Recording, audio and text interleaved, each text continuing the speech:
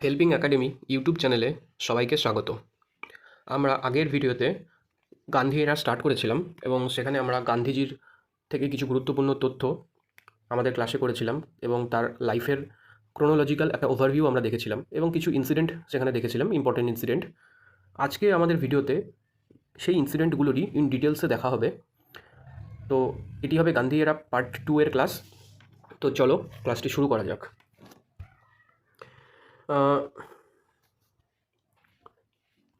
Rowlatt act প্রথম যেটা points রয়েছে যেগুলো কিনা main events during the Gandhi এরাতে হয়েছিল।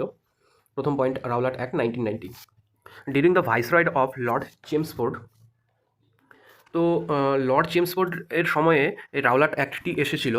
তো লর্ড চেমসফোর্ডের টাইম পিরিয়ডটা কি 1916 থেকে 1921 সাল পর্যন্ত। 1916 থেকে 1921 সাল পর্যন্ত যে সমস্ত ইনসিডেন্টগুলো ভারতবর্ষে ঘটেছিল সেগুলোই লর্ড চেমসফোর্ডের ভাইসরয়শিপে হয়েছিল। তো আমরা বুঝেই নেব 1916 থেকে 1921-এর মধ্যে কোনো ঘটনা হলে সেটি লর্ড চেমসফোর্ডের ভাইসরয়ের টাইমে হবে। ওকে, তো এখানে a sedition committee was appointed by the government in 1980 with Justice Rowlatt, which made certain recommendation to curb sedition activities in India. The Rowlatt Act 1990 gave unbridled power to the government to arrest and imprison suspect without trial. Basically Rowlatt অ্যাক্টটা ছিল ব্রিটিশদের কাছে এমন একটি আইন যে আইনের মাধ্যমে যে কোনো মানুষকে যখন তখন অ্যারেস্ট করা যাবে কোনো রকম ট্রায়াল ছাড়াই। এটি একটি ব্রিটিশদের কাছে একটি অস্ত্র ছিল যার মাধ্যমে যে কোনো মানুষকে যখন তখন অ্যারেস্ট করে তাকে জেলে রাখা যাবে কোনো ট্রায়াল ছাড়াই। তো basically this act authorise the British government to arrest anybody suspected of terrorist activities. Suspect করলেই তাকে অ্যারেস্ট করে রাখা যাবে। The act caused a wave of anger among the people. Even before the act was passed, popular agitation began against it. And Gandhiji decided to fight against this act and gave a call for satyagraha. তো গান্ধীজি এটার এগেনস্টে সত্যাগ্রহের ডাক দিয়েছিল এবং তার ফলে এটি this led to further intensification of the agitation of Delhi, Ahmedabad and Punjab. এবং দিল্লি, আহমেদাবাদ এবং পাঞ্জাবে এই ঘটনাটি মানে রাওলাট অ্যাক্টের এগেনস্টে একটা মানে সত্যাগ্রহ মুভমেন্ট আরও বেশি ইন্টেন্সিফাই হয়েছিল এবং আরও বেশিভাবে বেড়ে গিয়েছিল সত্যাগ্রহ মুভমেন্ট রাওলাট অ্যাক্টের এগেনস্টে। জালিয়ানওয়ালাবাগ ম্যাসাকার, এতক্ষণ আমরা পড়ছিলাম রাওলাট অ্যাক্ট। রাওলাট অ্যাক্টে আমরা কি দেখেছিলাম যে এমন একটি আইন ব্রিটিশ সরকার নিয়ে এসেছে যার মাধ্যমে যে কোনো মানুষকে যখন তখন অ্যারেস্ট করে জেলে রাখা যায়। এই জালিয়ানওয়ালাবাগ ম্যাসাকারটা হচ্ছে এপ্রিল 13, 1919, ভীষণই ইম্পর্টেন্ট, পরীক্ষায় খুবই এটি আসে।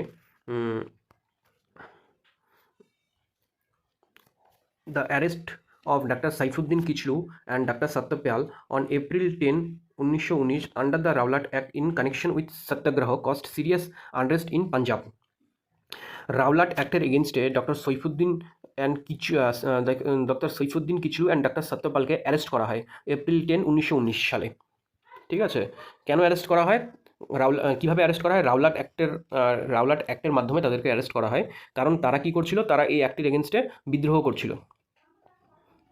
এবং এর ফলে কি হয়, এর ফলে public meeting was held on April 10, 1919 in a park call Jallianwala Bagh in Amritsar, where thousands of people were including women and children assembled. কি হয়েছিল, একটা রাওলাট অ্যাক্টের এগেনস্টে একটি পাবলিক মিটিং কল করা হয়েছিল যেখানে এপ্রিল 13, 1919 সালে প্রচুর লোক জমায়েত হয়েছিল। প্রথমত রাওলাট অ্যাক্টের এগেনস্টে বিদ্রোহ দেখানোর জন্য জমায়েত হয়েছিল এবং দ্বিতীয়ত ডক্টর সৈফুদ্দিন কিচলু এবং ডক্টর সত্যপালকে অ্যারেস্টের প্রতিবাদ জানানোর জন্যও সেখানে জমায়েত হয়েছিল।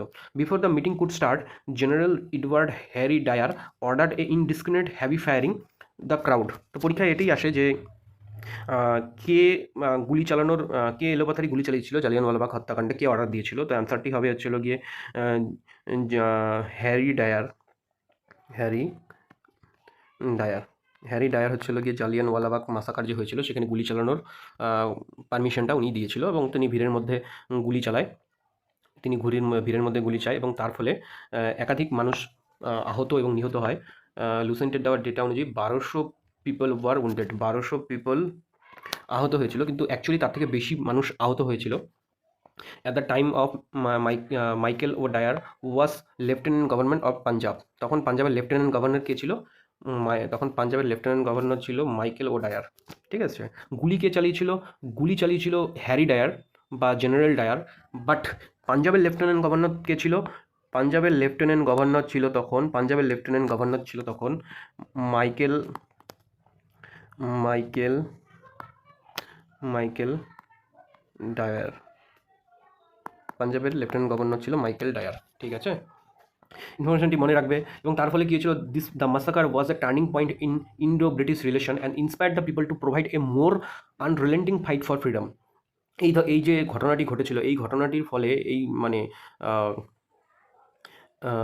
এই এত মানে খারাপ একটা এত মানে ঘটনার ফলে কি হয়েছিল, ভারত এবং ব্রিটিশদের রিলেশনশিপ খারাপ হয়েছিল, মানে একটা ঘৃণ্যতম ঘটনা এটা।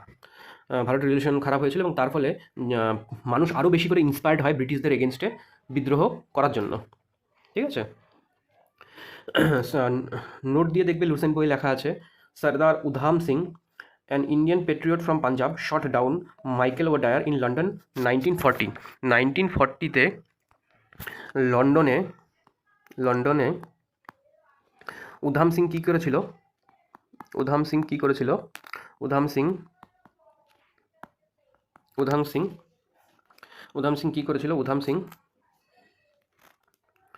কী করেছিল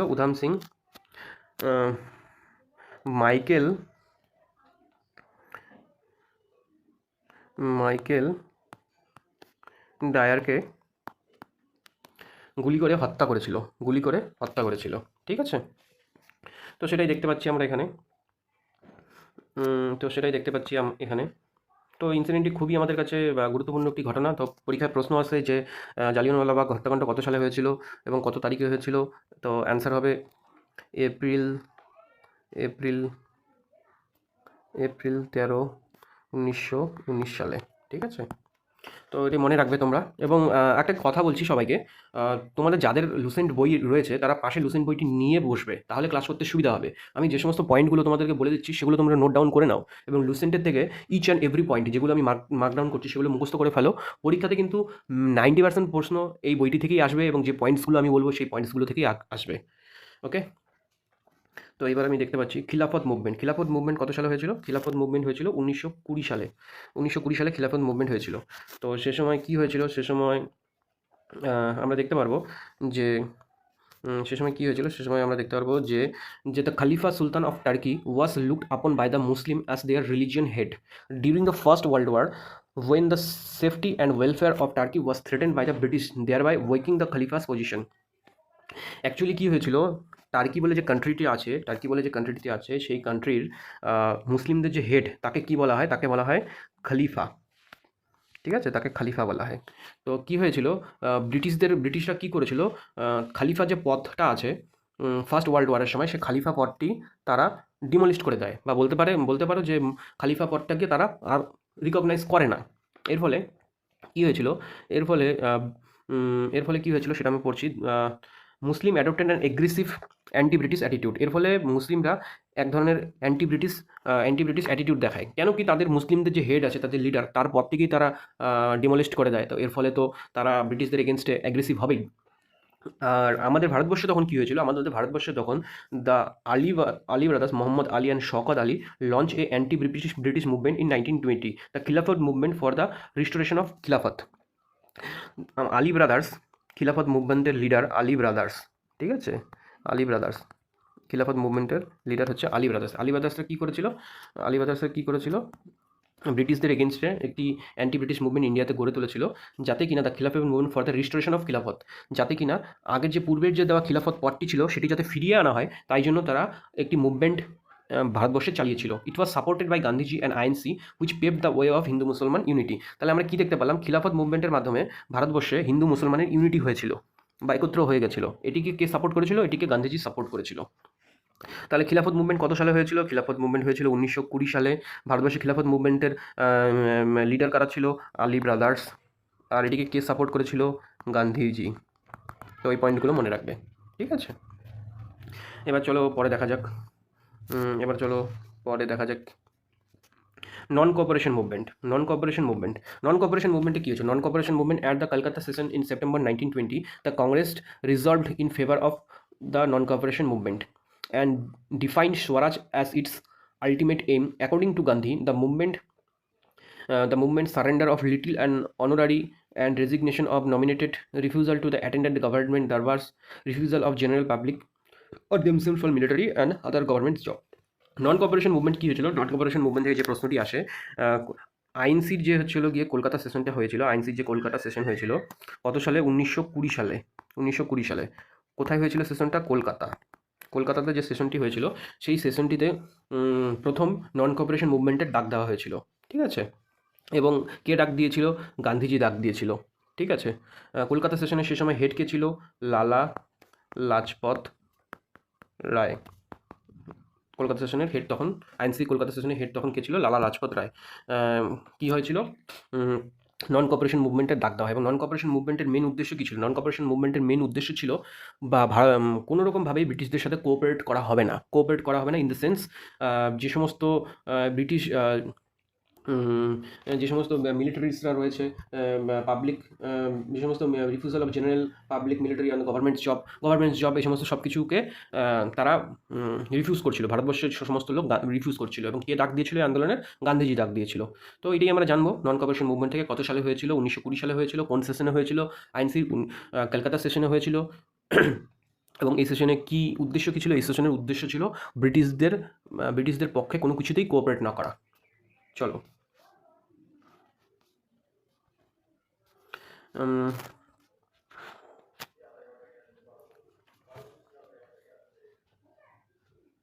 এবং আরও কী কী করা হচ্ছিল এখানে লেখা আছে, and boycott of foreign goods etc. Gandhiji along with the Ali brothers undertook a nationwide tour. During addressing of meeting, the educational boycott was especially successful in Bengal, in Punjab, to responding under the leadership of Lala Lajpat Rai. একটু আগে আমরা সেটা বললাম, apart from educational boycott there was a boycott of law and court. তাহলে সব কিছুতেই boycott করা হচ্ছিল। কী কী বয়কট করা হচ্ছিল? ফার্স্টলি এখানে বলা হয়েছে এডুকেশনাল বয়কট, সমস্ত রকম যে ব্রিটিশ যে স্কুল কলেজগুলো আছে সেগুলোতে বয়কট করা শুরু হলো, সেগুলো বয়কট করা শুরু হলো। এবং হচ্ছে হলো গিয়ে ল ল ল ল হচ্ছে হলো গিয়ে সমস্ত রকম উকিলরা, লয়ার্সরা হচ্ছে হলো গিয়ে বয়কট করা শুরু করলো, ব্রিটিশদের হয়ে কোর্টে কাজ করা। মতিলাল নেহরু, সিআর দাস, চক্রবর্তী রাজা গোপালচারী, সাইফুদ্দিন কিচলু, বল্লভভাই প্যাটেল অ্যান্ড অরুণা অরুণা আসাফ আলী, এরা ছিল অরুণা, মতিলাল নেহরু, সিআর দাস, রাজাগোপালচারী, সাইফুদ্দিন, এরা ছিল এই বয়কট মুভমেন্টের leader. The non-cooperation movement also saw picketing of shops selling foreign clothes and boycott of the foreign clothes by followers of Gandhiji. Another nationwide event period was the visit of the Prince of the Wales. The day was landed in India in Bombay on November 1921. He was greeted with empty streets and drowned shutters wherever he went. কী হয়েছিল এই আন্দোলনের সময়? হচ্ছে foreign ক্লোথসকেও boycott করা হয়, মানে বিদেশি জামাকেও boycott করা হয় এবং দেশীয় জামা এবং গান্ধীজি কুটির শিল্পকে অনেকভাবে প্রচার করতে থাকে। এবং তাছাড়া আরেকটা জিনিস দেখবো, এই সময় কী হয়েছিল? 1921 সালে ভারতবর্ষে প্রিন্স ওয়েলস ভিজিট করে, কিন্তু তাকে কীভাবে গ্রিট করা হয়? খালি রাস্তা। সে সময় কেউ হচ্ছিল গিয়ে তাকে গ্রিট করার জন্য আসে না। কিন্তু এই আন্দোলনটি কী হয়? চৌরি চৌরা বলে একটি ইনসিডেন্ট হয়, সেই ইনসিডেন্টের কারণে স্টপ হয়ে যায়। কেন কি? এই যে নন কপারেশন মুভমেন্টটা ছিল, এটি ছিল একটি হচ্ছিল গিয়ে নন ভায়োলেন্ট প্রোটেস্ট, মানে শান্তিপূর্ণ প্রোটেস্ট ব্রিটিশদের এগেনস্টে। কিন্তু চরাচরি যে ইনসিডেন্টটা হয় সেটি ইনসিডেন্টটা কোথায়? এটি হচ্ছিল উত্তরপ্রদেশের গোরক্ষপুর বলে একটি জায়গা আছে, সেখানে ফেব্রুয়ারি 5, 1922 সালে কী হয়েছিল? পুলিশ থানাতে আগুন ধরিয়ে দেওয়া হয় এবং সেখানে কিছু পুলিশ অফিসার আগুনে পুড়ে মারা যায়, যেটি কিনা একটি নন ভায়োলেন্ট প্রোটেস্টের বিরুদ্ধে যায়। গান্ধীজি ছিল নন ভায়োলেন্ট প্রোটেস্টের পূজারী, তিনি সবসময় শান্তিপূর্ণ আন্দোলনের পূজারী ছিল। কিন্তু যেহেতু এটা ভায়োলেন্ট প্রোটেস্ট হয়ে যায় চরাচরি ইনসিডেন্টটা, তাই জন্য গান্ধীজি 1922 সালে কী হয়? 1922 সালে নন কোঅপারেশন মুভমেন্টটাকে কল অফ করে, ঠিক আছে?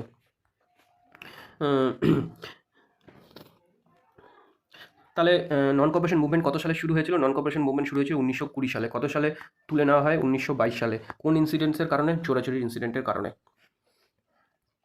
এবার দেখা যাক স্বরাজ পার্টি কত সালে তৈরি হয়? স্বরাজ পার্টি তৈরি হয় 1923 সালে।